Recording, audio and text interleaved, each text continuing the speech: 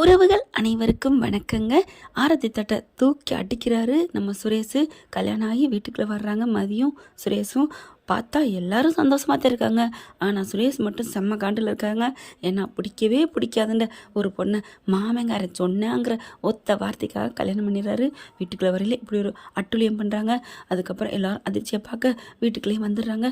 டேய் என்னடா சுரேஷ் இப்படிலாம் பண்ணிகிட்டு இருக்கேன் அப்படின்னு சுரேஷ் அம்மா கத்துறாங்க. அம்மா என்னை விடுங்க அப்படின்னு மாலை தூக்கிடுறாரு. தட்டு புட்டுன்னு தட்டுறாரு. மலர் புருஷன் அவங்க அண்ணன் சுரேஷ் அண்ணன், டேய் ஏன்ட்டு அப்படி பண்ணுற அண்ணே? போனேன், உனக்கு பிடிச்ச வாழ்க்கை அமைஞ்சிருச்சு, நீ லவ் பண்ண பொண்ணை கட்டிக்கிட்ட, நம்ம வீட்டில் கல்யாணம் நடக்க இருந்த நம்ம அக்கா வாழ்க்கை கூட நீ பார்க்காம நீ போய் கல்யாணம் பண்ணிட்டு வந்தில்ல, அதனால நீ சந்தோஷமா இருப்பேன். நான் அப்படியா எனக்கு பிடிக்காத வாழ்க்கையை கல்யாணம் பண்ணிட்டு வந்திருக்கேன், எனக்கு மாமா பண்ணது இருக்கே அப்படின்னு செம்ம காண்டாடுறாங்க. மதி அப்படியே சிரிக்குது மனசுக்குள்ளே. மலர் பார்க்குது, என்ன மதி சிரிக்கிறா, இவன் கஷ்டப்படுற பார்த்து சிரிக்கிறாளா இல்லை இவளுக்கு நல்ல வாழ்க்கைன்னு சிரிக்கிறாளா ஒன்றும் புரியலையேன்னு நினைக்கிது. அதுக்கப்புறம் விடுறா அப்படின்னு, ஆமாம் நீ வா வந்து உட்காரு அப்படின்னு பால் பழம் கொடுக்குறாங்க. ஐயோ அத்தை அதெல்லாம் வேணாம் அத்தை. மலர் பார்க்குது, ஆஹா அடிச்சிட்டாலே கிளீன் போல்ட்டு வந்த அன்னைக்கே நீங்கள் அப்பெல்லாம் எதுவும் சிரமப்பட வேணாத்த. இல்லைம்மா இது சம்பிரதாயம் அப்படின்னு வாங்கிட்டு வராங்க, எடுத்துகிட்டு வராங்க. உடனே சுரேஷ் அங்கே தள்ளி நிற்கிறாரா. உடனே பார்க்குது மதி, அத்தை 2 பேருக்கு தானே கொடுக்கணும். ஆமாம், அப்போ உங்கள் பிள்ளை அங்கே நிற்கிறாரு, வர சொல்லுங்க அத்தை அப்படிங்கல. பிள்ளை எவ்வளோ நல்லவளாக இருக்கா, என்னமோ அகம்பா பிடிச்சவ திமிரு பிடிச்சவன்னு சொன்னேன், நல்ல பிள்ளையா இருக்காடா, படிச்சிருக்கா, அழகாக இருக்கா, லட்சணமாக இருக்கா, உனக்கு இந்த மாதிரி பொண்ணு கிடைச்சதே நீ கொடுத்து வச்சுருக்கணும், வாடா அப்படின்னு கூப்பிட. அம்மா போயிருமா, இங்கே பாடுறா வரியா இல்லையா அப்படின்னு அவங்க அப்பன்னு சொல்ல, உடனே அப்பா சொன்னோன்னே உட்கார்றாரு. அதுக்கப்புறம் பாலும் பழம் கொடுக்குறாங்க. முறைச்சிக்கிட்டே இருக்காரு சுரேஷ். ஏங்க முறைச்சிக்கிட்டே இருக்கீங்க, சும்மா அதெல்லாம் முறைக்காதீங்க, நமக்குன்னு ஆண்டவன் எழுதி வச்சுருக்கான், உங்களுக்குன்னா எனக்கு நீங்கன்னு, அதனால் நீங்கள் எதுவும் நினைக்காதீங்க அப்படின்னு சொல்லிட்டு பாலை குடிக்கிறாங்க. மலர் பார்க்குது, எதுக்கு பதுங்குறா ஒன்றும் புரியலையே அப்படின்ட்டு. அதுக்கப்புறம் அங்கிட்டு சகஜமாகதா மதிக்கிட்ட போய் மலர் பேசுது. மதி உன் மனசில் சந்தோஷமாக இருக்கியா அப்படின்னு நிமிர்ந்து பார்க்குறாங்க. ஏன்க்கா ஏன் அப்படி சொல்கிறீங்க? இல்லை எனக்கு என்னமோ நீ சிரிக்கிறது செய்கிறதெல்லாம் செயற்கையாக தோணுதுமா. அப்படிலாம் இல்லைக்கா, நான் நல்லா தான் இருக்கேன், என்னக்கா குறை, நீங்கள் இருக்கீங்க அக்காவா, இங்கே அத்தை மாமா எவ்வளோ தங்கம்மா என் மேலே தாங்குறாங்க, நல்ல புருஷன்தான், கொஞ்சம் கோவக்காரராக இருக்காரு, அவ்வளோதான் மற்றபடி ஒரு பிரச்சனை இல்லை, அவர் போக மாறிடுவார், எனக்கு ரொம்ப பிடிச்சிருக்குக்கா. அதை எல்லாத்தையும் மாமியார் கேட்குறாங்க. பரவாயில்ல நல்ல மருமகளாக இருக்கா அப்படின்னு நினைக்கிறாங்க. அதுக்கப்புறம் சுரேஷ் இந்த மாதிரிலாம் பேசிக்காதரா அப்படி இப்படிங்கிறாங்க. அடுத்து சாப்பிட்றாங்க வைக்கிறாங்கன்னு வைங்களேன். நம்ம பிள்ளை மதி எல்லாரோடையும் சூப்பராக பேசுதுங்க. உண்மையிலே உனக்கு பிடிச்சிருக்கா மதி இந்த வீட்டுக்கு வந்தது? அக்கா நான் தான் சொல்லிட்டேன்ல விடுங்கக்கா அப்படிங்கிறாங்க. நீ ஏன்டி அவகிட்ட சும்மா துருவி கேட்டுக்கிட்டு இருக்க, அவள் தான் பிடிச்சிருக்குன்னு சொல்லிட்டால, விடு, நீனே கெடுத்து விடுவ போல இருக்கே, உன்ன மாதிரி எல்லாரும் இருக்குன்னு நினைக்கிறியா? அத்தை நான் என்னத்த பண்ணேன், நீ சும்மா இரு அப்படிங்கிறாங்க. அவங்க பொண்ணு என்ன பண்ணுறாங்க, நீ நல்லபடியாக என் தம்பியை பார்த்துக்க, என் தம்பி ஒன்றை பார்த்துப்பான் அப்படிலாம் என்னால் சொல்ல முடியாதுமா, விதி உங்களை நினச்சிருக்கு, என்னமோ உன் மனசு பிரகாரம் உன் மனசு சந்தோஷம் அடைகிற மாதிரி இந்த வீட்டில் நடக்கணும், அதைத்தான் நான் வேண்டுவேன், உன் மனசுக்கு எது படுதோ அதை நியாயம் பட்டதாக நீ பண்ணிக்கோ, நீ பண்ணுறது எல்லாமே எனக்கு சரின்னு தான் தோணும், நான் எப்போவுமே உங்கள் பக்கம் இருப்பேன் அப்படிங்கிறாங்க. அப்படியே நிமிர்ந்து பார்க்குறாங்க மதி. இந்த வீட்டில் சேத்துக்குள்ள ஒரு செந்தாமரையா அப்படிங்கிற மாதிரி பார்க்குறாங்க. என்னம்மா மதி பார்க்குற? இல்லைக்கா நீங்கள் இவ்வளோ நல்லவங்களா இருக்கீங்க இந்த வீட்டில், என்ன பண்ணுறது வீதி அப்படின்ட்டு போகிறாங்க. உடனே மலர் அவங்க நல்லவங்க தான் அப்படிங்கிறாங்க. அடுத்து ஃபஸ்ட் நைட்டுக்கு ஏற்பாடு எல்லாம் தடப்படலாம் பண்ணுறாங்க. என்ன நடக்குது அப்படிங்கிற மாதிரி பார்க்குறாங்க மதி. உனக்கு ஃபஸ்ட் நைட்டு தான் அப்படின்னு மலர் சொல்ல, ஓ ஃபஸ்ட் நைட்டா, ஓகே என்னடி அடிச்சு பிடிச்சி கல்யாணத்தை பண்ணியிருக்காங்க, உனக்கு கோவமே இல்லையா அப்படிங்கிற மாதிரி பார்க்குறாங்க. அதுக்கப்புறம் அத்தை இருந்துட்டு, இந்தம்மா பாலை கொண்டுட்டு போ, சுயேசு போடா வீட்டுக்குள்ளே ரூம்குள்ளே போடா அப்படின்னு தள்ளி விட்றாங்க. சரிங்க அத்தை என்ன ஆசீர்வாதம் பண்ணுங்க அத்தை அப்படின்னு எல்லாத்தையும் ஆசீர்வாதம் வாங்குறாங்க. எல்லார்ட்டையும் கலான்னு பேசுகிறாங்க. பரவாயில்லையே, என் மாப்பிள்ளை பிடிச்சாலும் புளியங்கம்மா பிடிச்ச மாதிரி நல்ல பிள்ளையாக பிடிச்சிட்டாரு, பரவாயில்ல, என் மாப்பிள்ளை இது வரைக்கும் பண்ணதுலே எனக்கு மருமகளை கொண்டாந்ததான் தங்கமான மருமக அப்படி இப்படின்னு சொல்கிறாங்க. எங்கே தங்கராசங்க அவருக்கு ஏதோ வேலைன்னு சொல்லிட்டு போயிட்டாரு, வருவார் அப்படிங்கிறாங்க. காலையில் தான் வருவார் அப்படின்ட்டு சொல்லிடுறாங்களா. அதுக்கப்புறம் சுரேஷுக்கு தாங்கலை, கோபத்தில் தான் இருக்கா மாமி மேலே. இங்கே பால் சம்பா கொடுக்குறாங்க. நீங்கள் 10 மாதத்தில் தொட்டில் ஆடணும் அப்படிங்கிறாங்க. ஆடிடும் அத்தை கவலைப்படாதீங்க அப்படின்னு சொல்லிட்டு ஆசீர்வாதம் பண்ணுங்கன்னு எல்லாத்தையும் பேசிட்டு போகிறாங்க. மலருக்கு ஒன்றுமே புரியலை. உள்ளுக்க போகிறாங்க. பார்த்தீங்கன்னா உள்ளுக்க போன கையோட அப்படியே பார்க்குறான், செம்ம காண்டில் இருக்கான். நில்றி அப்படிங்கிற நிற்கிறாங்க. என்ன நீ கொண்டாந்து பால் சம்பா கொடுத்தா அதை வாங்கி நான் குடிச்சிட்டு உனக்கு மீதியை கொடுத்துட்டு பக்கத்தில் வச்சுட்டு கட்டி பிடிச்சி முத்தம் கொடுத்து கண்ணே மணியே இப்படி கொஞ்சம் பார்த்தியா அப்படின்னு கட்டி பிடிக்கிறாரு. அப்படி தள்ளுறாங்க. என்ன பிடிப்பேன்னு பார்த்தியான்னு கட்டி பிடிக்கிறீங்க, என்ன நினச்சிட்டு இருக்க அப்படின்னு சொல்ல வா போன்னு பேச ஆரம்பிக்குது. என்ன வெளியில் அப்படி இப்படின்னு பேசினாலே இங்கே வந்து வா போன்னு பேசுகிறாளேன்னு பார்க்குறியா, சுவத்துக்கு உள்ளார நம்ம 2 பேரும் வேற, சுவத்துக்கு வெளியில் நம்ம 2 பேரும் வேற அப்படிங்கிற அப்படி பார்க்குறாங்க. என்னடா பார்க்குற அப்படின்னு பாலை தூக்கி அப்படியே மூஞ்சில் ஊற்றுறாங்க. ஓய்னு கத்துறாங்க. இங்கே பார், இது ஆரம்பம். என்னை கல்யாணம் பண்ணிட்டு வந்துட்டா உனக்கு அடிமையாயிட்டு வாழை ஆட்டிக்கிட்டு கும்பிடுங்க ஏசம்மா, கும்பிடுறேன் சாமி அப்படி சொல்லுவேன் நினச்சியா? உன்னை கூரை ஏறி உன் குடுமையை 1000 தாண்டா அந்த வீட்டுக்குள்ளே வந்திருக்கேன். இனிமேல் நான் உன் பொண்டாட்டி, என்னை நீ ஒன்றும் பண்ண முடியாது. ஆனால் நீங்கள் திட்டம் போட்டது நான் உன் பொண்டாட்டி ஆகிட்டேன், என் புருஷன் அவர் பாவம் வேலையை வாங்கி கொடுத்துருவா அப்படின்னு நீ நினைக்கிற. வேலை வேணால் வாங்கி கொடுப்பேன். ஏன்னா உன் அம்மா நொய்யின்னு கேட்கும். பாவமாக தாண்டா இருக்குது அவங்களெலாம் பார்க்கல. நீ மட்டும்தான் இல்லை உன் மாமன் தான் உன்னை ஏதோ கெடுக்கிறான்னு எனக்கு நல்லா தெரியுது.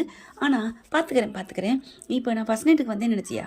பாலை உன் மூஞ்சில் ஊற்றி பாலை வேஸ்ட் பண்ண நைட்டாக தான் வந்தேன் அப்படின்னு சொல்ல அப்படிங்கிறாங்க. என்ன நீ என்ன குடும்பப்படுத்தலான்னு நினச்சிக்கிட்டு சந்தோஷமாக இருந்தியா?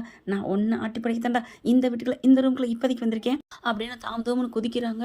சே, இந்த மாமன் பண்ண வேலை எனக்கு எப்படி பண்ணியிருக்கேன் பாரு அப்படின்னு சொல்ல, என்ன மாமன் பண்ண வேலைன்ட்டு மனசுக்குள்ள நினச்சிட்டு இருக்கியா அப்படின்னு சொல்ல, ஐயோ எதாக இருந்தாலும் நினைக்கிறத அப்படின்னு நினைக்கிறாங்க. தள்ளு கீழே போய் படு அப்படிங்களே, இது ஏன் வீடு, நான் கீழே போக மாட்டேன் அப்படின்னு சொல்ல, அப்போ நான் வெளில போகிறேன், உங்கள் வீட்டில் எல்லாரும் நான் போய் என்ன சொல்லுவேன், என்னை விரட்டிட்டாரு கோவத்தில் அப்படின்னு சொல்லுவேன்.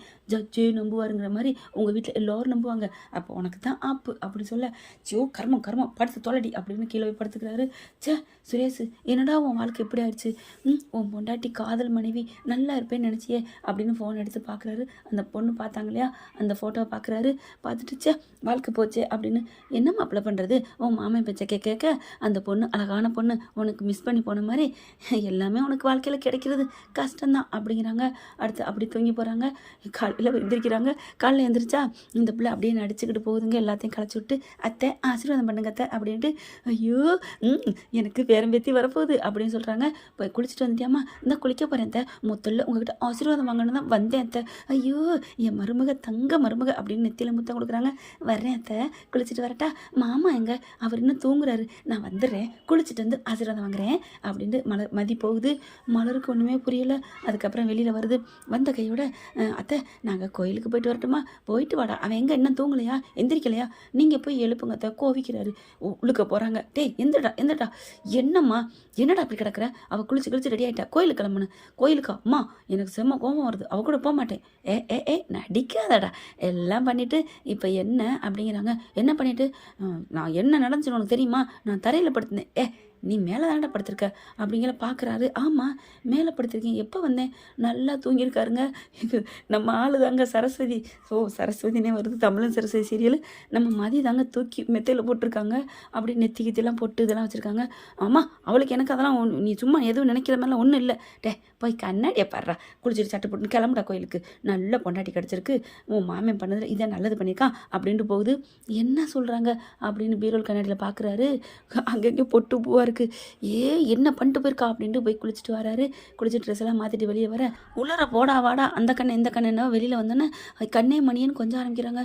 வாங்க சாப்பிடுவாங்க, கிளம்பணும்ல இதுக்கு கோயிலுக்கு அப்படின்னு சொன்னோன்னே ஸ்கோர் தட்டிட்டு போயிட்டுருக்காங்க. மலர் பார்க்குது.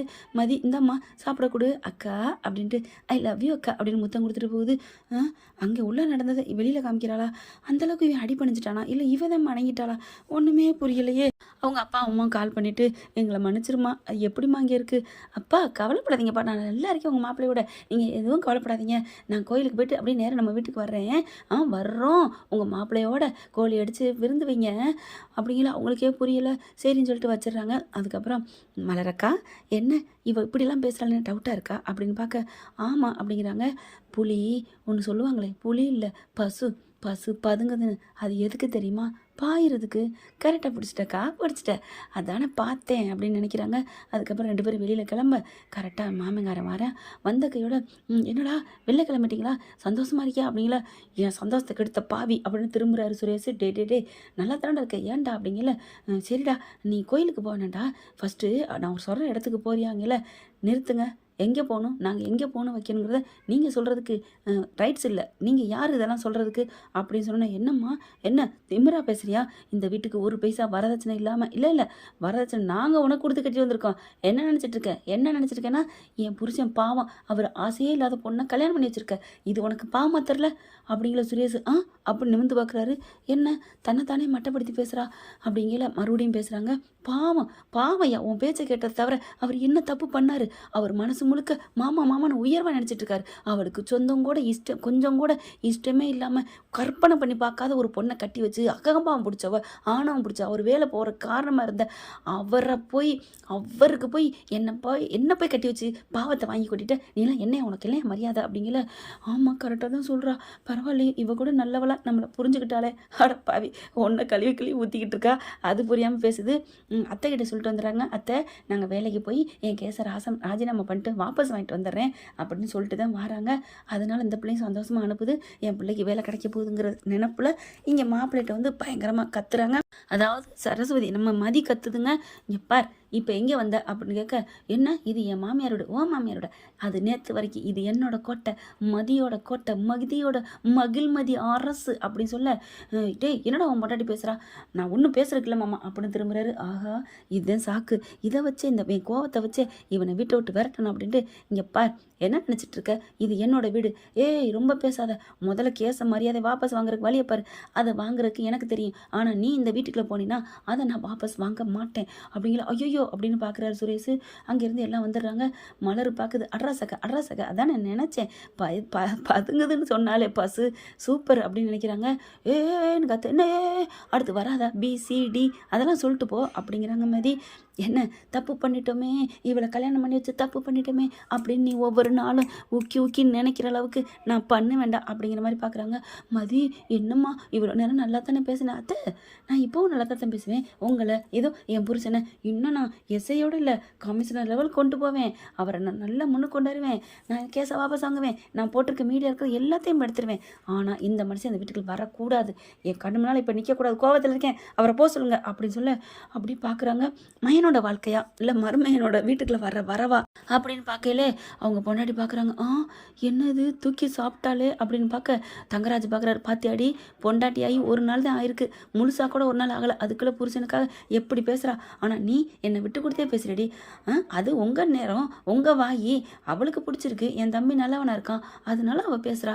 சுரேஷ் உடனே நம்ம அக்காவும் நம்மளை நல்லவங்குதே, அப்போ மாமா மட்டும்தான் சரியில்லையா, அவர் பேச்சை கேட்டதும் தப்பா அப்படிங்கிற மாதிரி பார்க்குறாங்க. டே சுரேஷ் எல்லாரும் என்ன வேணாங்கிறாடா. அத்தை மாமா என்ன மாமா, இல்லை மாப்பிள்ள கொஞ்சம் புரிஞ்சுக்கோங்க, அவள் கேஸை வாபஸ் வாங்கினா அது வரைக்கும் இப்போதைக்கு தயவு செஞ்சு வெளில போங்க, விடுகதையா இந்த வாழ்க்கை அப்படிங்கிற மாதிரி சோகம் வந்துடுது அவருக்கு.